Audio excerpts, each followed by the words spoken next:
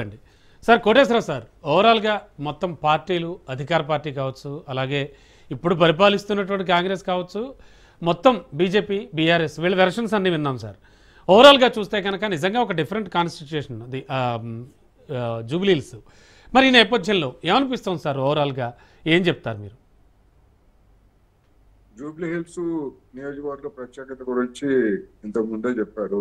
అత్యంత ధనికులతో పాటు అత్యంత పేదలు ఉన్నటువంటి నియోజకవర్గం. ఒకవైపు ఆకాశ హార్మియాలు, రెండో వైపు మురికి వాడలు. చిత్రం జూబ్లీ హిల్స్ చిత్రం. అవునండి. ఈ చిత్రాన్ని చూసినప్పుడు సరే, అధికారంలో ఉన్నటువంటి వాళ్ళు ఒక జూబ్లీ హిల్స్ ఉంది, రాష్ట్రాన్ని కావచ్చు, లేదా బీజేపీ ఇక్కడ పరిపాలించలేదు కనుక బీజేపీ అది పరిపాలిస్తున్నటువంటి రాష్ట్రాలు, ముఖ్యంగా మధ్యప్రదేశ్ వంటి రాష్ట్రంలో లేదా రాజస్థాన్ లో దీర్ఘకాలం అది పరిపాలిస్తూ ఉంది. మరి అక్కడ ఏ విధమైనటువంటి అభివృద్ధి చేశారనేటువంటిది అక్కడి నుంచి ప్రశ్నించవచ్చు. ఇక్కడ ఏంటంటే మేము అధికారంలో లేం కదా అని చెప్పేసి వాళ్ళు చెప్పుకోవచ్చు. కానీ దేశం అంతటా ఉన్నారు, దేశంలో ఏమి అభివృద్ధి సాధించారనేటువంటిది వాళ్ళకి మౌలికమైనటువంటి ప్రశ్న. ఇప్పుడు ఇక్కడికి వచ్చేసరికి అభివృద్ధి లేకపోతే మరొక దానికి అనేటువంటి అంశం లేకుండా బీజేపీ విషయానికి వస్తే మతాన్ని తీసుకొస్తా ఉంది. ఇది ఒక అవాంఛనీయమైనటువంటి ధోరణి అనేది నేను ఇక్కడ చెప్పదలుచుకున్నాను. ఎందుకంటే బీజేపీ నేతలకి మజ్లిస్ పారాయణం చేయకుండా వాళ్ళకేమీ రోజు గడుస్తున్నట్టు కనపట్లేదు. అఫీషియల్ గా పోటీలో లేదు, పోటీలో లేకుండా మాకు మజ్లిస్ తోనే పోటీ అని చెప్పేసి అంటే ఏ విధమైనటువంటి మత ఉద్రిక్తతల్ని లేదా మత విభజనను తీసుకురావడానికి వాళ్ళు ఆ విధమైనటువంటి ప్రచారాన్ని ఎంచుకున్నారు. ఏదో గల్లీ నాయకుడు మజ్లిస్ గురించి మాట్లాడడం ఎందుకు అంటారు మీరు? ఎస్, ఒక గల్లీ నాయకుడో సిల్లీ నాయకుడో ఆ విధమైనటువంటి ప్రకటన చేస్తే ఏదో చేశారు అనుకోవచ్చు. ఒక రాష్ట్ర అధ్యక్షుడిగా ఉన్నటువంటి వ్యక్తే ఇక్కడ గెలిస్తే మజ్లిస్ గెలుస్తుంది, వాళ్ళకి అన్ని సీట్లు వస్తాయి, ఇన్ని సీట్లు వస్తాయి. ఇది బహిరంగంగా మతోన్మాదాన్ని రెచ్చగొట్టడం తప్ప దీనిలో రాజకీయం ఏముంది, అభివృద్ధి ఏముంది? అందుకని ఆ విధమైనటువంటి రెచ్చగొట్టడం ద్వారా గతంలో ఉన్న బీజేపీ సాధించిందా అంటే ఏమి సాధించలేదు, ఇప్పుడు కూడా సాధించరు అనేది నేను ఈ సందర్భంగా చెప్పదలుచుకున్నాను. అందుకని దానికి బీజేపీకి ఏం సంబంధం లేదు, మతము మజ్లిస్ తప్ప మరొకటి లేదు అనేది స్పష్టంగా వాళ్లే చెప్పుకున్నారు. నేను చెప్పటం కాదు, ఇంకోళ్ళు చెప్పటం కాదు. ఇక అభివృద్ధి గురించి రాష్ట్రంలో అధికారంలో ఉన్నటువంటి పార్టీలు ఈ బీఆర్ఎస్, కాంగ్రెస్. మరి వీళ్ళు నిజంగా అనేక మంది పార్టీలు మారినప్పుడు మేము నియోజకవర్గ అభివృద్ధి కోసమే పార్టీలు మారాము అని చెప్పేసి కబుర్లు చెప్తుంటారు. లేదు, అధికారంలో ఉన్నటువంటి పార్టీలు మరి ఏ నియోజకవర్గాన్ని ఏ విధంగా డెవలప్ చేశారు, ఎందుకని ఫెయిల్ అయ్యారు? అందుకని రెండు పార్టీలు కూడా సంజాయిషి చెప్పుకోవాల్సిందే. మేముంటే అలా పొడిచేవాళ్ళం, లేకపోతే మేముంటే ఇళ్ళు పొడిచేవాళ్ళం అనేటువంటిది ఆ రికార్డు అయిపోయింది. ఆ రికార్డు బోర్ కొట్టేటువంటి రికార్డు అది. మేమైతే ఏం చేశారు, మీరు ఏం చేశారంటే ఈ రెండు పార్టీలకి కూడా వాళ్ళకుండే బలాలు వాళ్ళకున్నాయి, వాళ్ళకుండే బలహీనతలు వాళ్ళకున్నాయి. బట్ వాళ్ళకున్నాయి. అక్కడ మురికివాడలు నిదర్శనం. మురికివాడలు అందరికీ కనిపిస్తున్నాయి. మురికివాడల్ని నివారించి వాటికి గౌరవప్రదమైనటువంటి వేతనాలు కావచ్చు, లేదా నివాసాలు కావచ్చు కల్పించడానికి మరి వాళ్ళకి ఏమో అడ్డం వచ్చింది, ఎవరు అడ్డుకున్నారు? ప్రతిపక్షాలుగా ఉన్నటువంటి ఏ పార్టీ అడ్డుకోలేదు. ఎందుకని ఆ విధమైనటువంటి దుస్థితిలో ఉంచారు? ఇంకా ఎన్ని సంవత్సరాలు ఉంచుతారు అనేటువంటి ప్రశ్న వస్తుంది.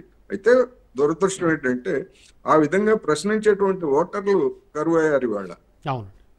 మూడు పార్టీలను కూడా మీరు మతాన్ని ఎందుకు తీసుకొస్తారు, మీరు అధికారంలో ఉండే అభివృద్ధిని గురించి ఎందుకు తీసుకొస్తారు అనేటువంటి ప్రశ్నించేటువంటి ఓటర్లు ఇవాళ ఆ నియోజకవర్గంలో కరువు కావడం అనేది ఒక మన ప్రజాస్వామిక వ్యవస్థలో ఉన్నటువంటి ఒక లోపంగా నేను భావిస్తున్నాను.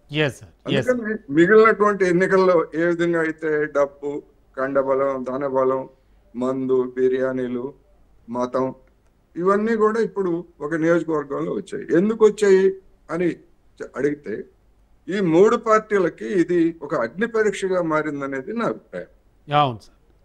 ఎందుకు అంటే అసెంబ్లీ ఎన్నికల్లో సీట్లు కోల్పోయిన తర్వాత బీఆర్ఎస్ పెద్దలు ఏం చెప్పారు, చూడండి లోక్సభ ఎన్నికలు వస్తున్నాయి, మా ప్రతాపం చూపిస్తామని చెప్పారు. అవునండి. అక్కడ ఇంకా ఘోరంగా ఓడిపోయారు, డిపాజిట్లు పోయి, ఓట్లు తగ్గాయి, సీట్లు రాలేదు. ఇప్పుడు మళ్ళా చూడండి ఉప ఎన్నికలు అని చెప్పారు. అవును కంటోన్మెంట్ ఉప ఎన్నిక, అక్కడ కూడా సెంటిమెంట్ ను ఉపయోగించుకుందామని చూసారు, ఆ సెంటిమెంట్ పనిచేయలేదు. మళ్ళీ ఇక్కడ ఒకసారి వచ్చి మేము మా నాయకుడు ఇక దీని తర్వాత రంగంలోకి వస్తాడు అన్నట్టుగా వాళ్ళు మాట్లాడారు. సార్. అంటే ఇక్కడ రెండు విషయాలు సార్, రెండు విషయాలు. సానుభూతి అనేది ఎట్టి పరిస్థితుల్లో పనిచేయట్లేదంటారా బీఆర్ఎస్కి? అండ్ మోర్ ఓవర్ డెఫినెట్గా చూస్తే కనుక వీళ్ళు అంటే వీళ్ళు చెప్తున్నటువంటి మాటలు జనాలు నమ్మట్లేదా? ఏం జరుగుతోంది అసలు? ఇప్పుడు కంటోన్మెంట్ లో సానుభూతి అనేటువంటి పని చేయలేదు, అది మన కళ్ళ ముందు ఉన్నటువంటి ఒక వాస్తవం. రెండోది సానుభూతి రాజకీయాలకు అనేటువంటి వాటికి, సానుభూతి రాజకీయాలకి లేదా సీట్ల కేటాయింపు మద్దతు ఇవ్వడం అనే దానికి తిలోదకాలు వదిలింది బీఆర్ఎస్ పార్టీ. అందుకని అటువంటి పార్టీ ఏ విధమైనటువంటి సానుభూతి తోటి వెళ్ళి మాకు సానుభూతి చూపించండి అని చెప్పేసి ఏ విధంగా అడుగుతారు? నైతికంగా అడగొచ్చు, కానీ నైతికంగా వాళ్ళకు ఉన్నటువంటి రైట్ ఏముంటది? రైట్ ఏం లేదు. అందుకని ఇప్పుడు సునీత గారి గురించి లేకపోతే ఆమె వ్యక్తిగత జీవితము లేకపోతే దాని గురించి ఇక్కడ సమస్య కాదు. ఆమె రాజకీయాల్లో ఉన్నటువంటి మహిళ కాదు. గోపీనాథ్ గారి భార్యగా కుటుంబానికి పరిమితమైనటువంటి ఒక మహిళ తప్ప ఆమె రాజకీయాల్లో లేదు ఎప్పుడు కూడా. సరే ఇప్పుడు తీసుకొచ్చి పెట్టారు, అది వాళ్ళ పార్టీ, ఆ పార్టీ అంతర్గత అంశం, అది ఎవరిని పెట్టుకోవాలి ఏమిటనేటువంటిది.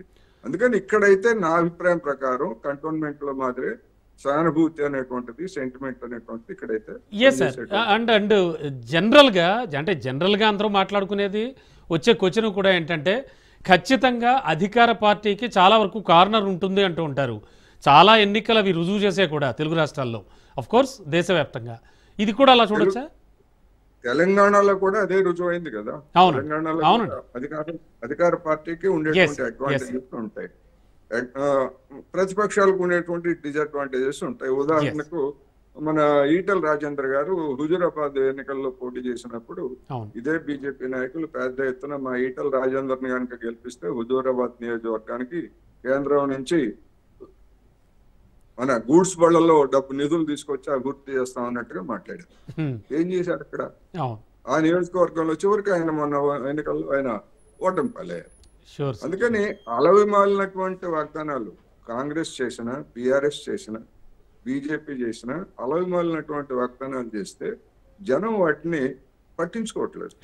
ఒక విషాదకరమే. ఎట్లా అమలు జరుపుతారా అని చెప్పేసి ప్రశ్నించాలి కదా ఎవరైనా. జనాల్లో కూడా అది లేదు. అందుకని ఇప్పుడు కండబలం, ధనబలం ఇవన్నీ కూడా